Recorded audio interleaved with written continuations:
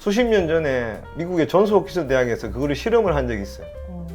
네. 예, 갱년기 여성한테 호르몬을 주는 게 좋으냐 안 좋은 게 좋으냐 이걸 실험을 하는데 2달 만에 실험을 그만뒀어요. 왜 그런지 아세요? 그리고 호르몬제 같은 것을 자꾸 드시면 문제가 생기시는 게 가장 대표적인 게 어떤 거냐면 암 발생 확률이 훨씬 높아집니다. 예, 이런 얘기는 잘 안 하시죠? 이때 제일 주의하셔야 될 게 남편분들이 신경 많이 쓰시고 많은 대화 그리고 가사일 같은 것도 좀 분담해 주시고 관심을 많이 가져주셔야 돼요. 원장님 안녕하세요. 예, 잘 계셨습니까? 네, 잘 지내셨죠? 요즘에 보면은 그 갱년기 관련해가지고 병원에 가면은 호르몬제를 처방해준다고 하더라고요. 예. 근데 그거를 처방해주는 대로 그냥 먹어도 될까요? 결론적으로 말씀드릴게요. 네. 되도록 안 드시는 게 좋습니다. 근데 그렇게 처방을 해주시는 건데? 병원에서는 당연히 주겠죠. 네. 뭐 최고 거의 없는 거라고 얘기해서 제일 약한 거 이런 거 준다고 얘기하잖아요. 근데 뭐 결론적으로 얘기하면 안 드시는 게 좋죠. 한 가지 실례를 들어드릴게요. 지금부터 한 20년 전쯤에 그 여성분들이 폐경기 되면 갱년기 되는 거잖아요. 네. 폐경기가 된다는 건 여성 호르몬이 안 나오는 거잖아요. 네. 그럼 여러 가지 부작용이 생기죠. 그러니까 열 나고 짜증 자꾸 나고 조그만 일에도 팍 화나고 그죠? 가슴 답답하고 막 덥고 막 이렇게 되고 그럼 온몸이 막 건조해지세요. 눈도 건조해지시고 입도 건조해지고 뭐 여자분들은 아래도 건조해지시고 그리고 성교통 같은 것도 생기세요.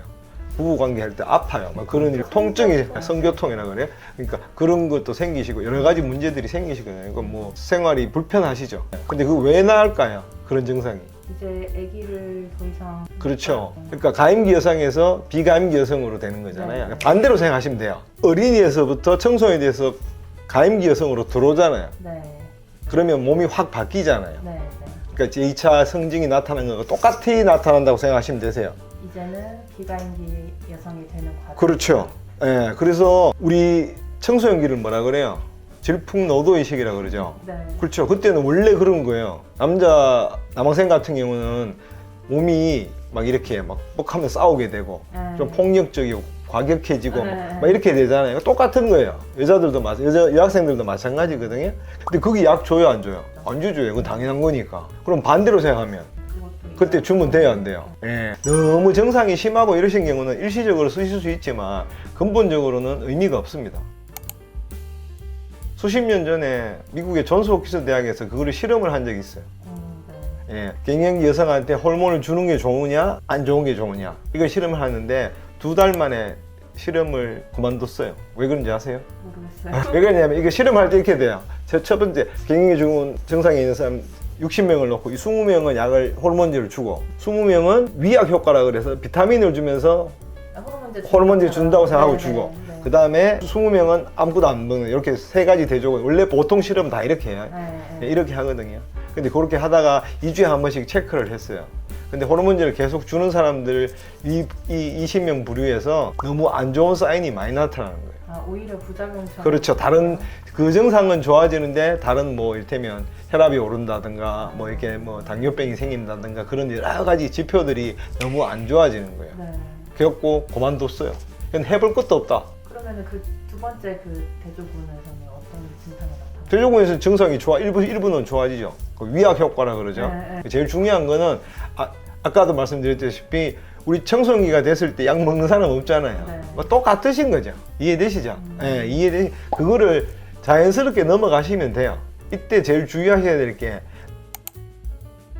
남편분들이 신경 많이 쓰시고 많은 대화 그리고 일도 좀 가사일 같은 것도 좀 분담해 주시고 관심을 많이 가져주셔야 돼요. 우리 청소년기 때 어떻게 해야 돼요? 아이가 안 삐뚤어지려면 부모하고 선생님이나 이거 소통을 자꾸 해야 되잖아요. 불만이 있는 거 얘기도 들어주고 그렇게 해야 되는 거 아니에요? 마찬가지로 성인 여성분은 누구와 대화하겠어요? 가장 많은 남편하고 해야 되는 거죠. 그리고 가까운 친구분들하고 수다도 자꾸 떠시고 그 다음에 두 번째 좋은 취미를 가지시는 게 좋아요. 자기가 하고 싶은 거 평소에 못 했던 만약에 내가 옛날에 젊을 때부터 기타를 배우고 싶었는데 기타를 한번 배워본다든가 그렇죠. 아니면 뭐 탁구를 좀 배워서 탁구에 한번 몰입해 본다든가 아니면 뭐 단체 합창하는 데 가서 그런 걸 열심히 하신다든가 그런 게 더 중요하신 거예요. 그럼 운동하시고 그 다음에 꼭 드시고 싶으신 약들 같은 경우는 호르몬제를 마시고요. 그 승마 같은 거 있어요. 이거 말 타는 거요? 아니요. 승마라는 약제가 있어요.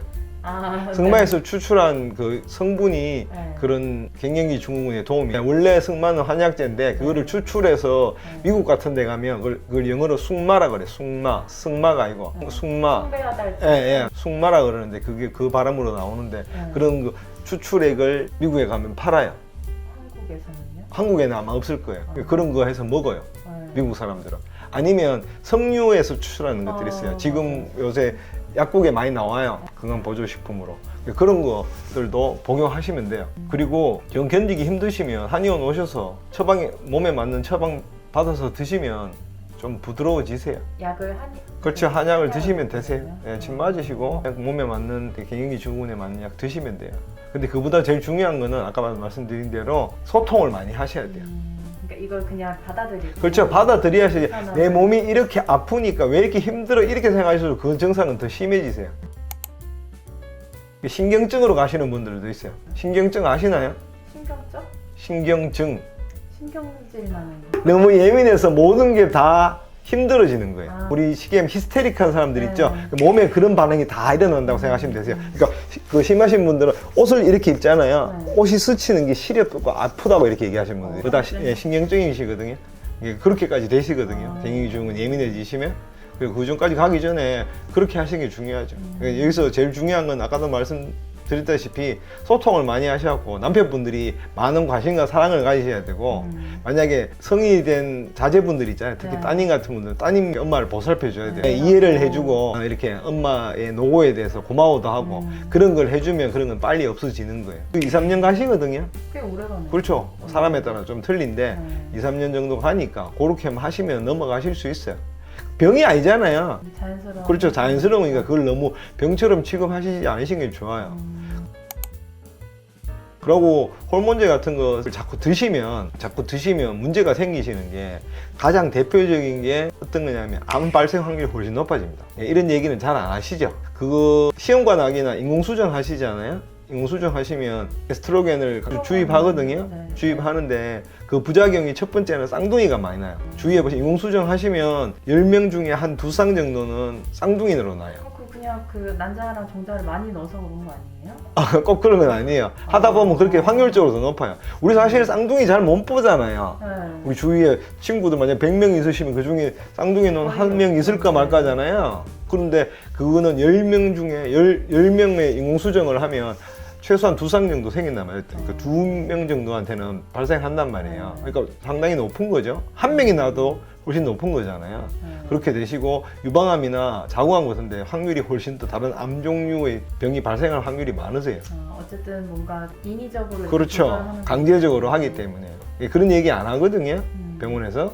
실제로 제 주위에도 애를 그렇게 해서 임신해서 출산했는데 쌍둥이도 놓고 유방암도 걸린 사람도 있어요. 갱년기는 보통 한 몇 살 때쯤? 원래 여자분들한테는 49살 정도 좀 옵니다. 그러니까 폐경기. 원래 근데 지금은 영양이 좋아져서 51살, 2살, 3살 이럴 때까지 그 생리하시는 분들 계시거든요.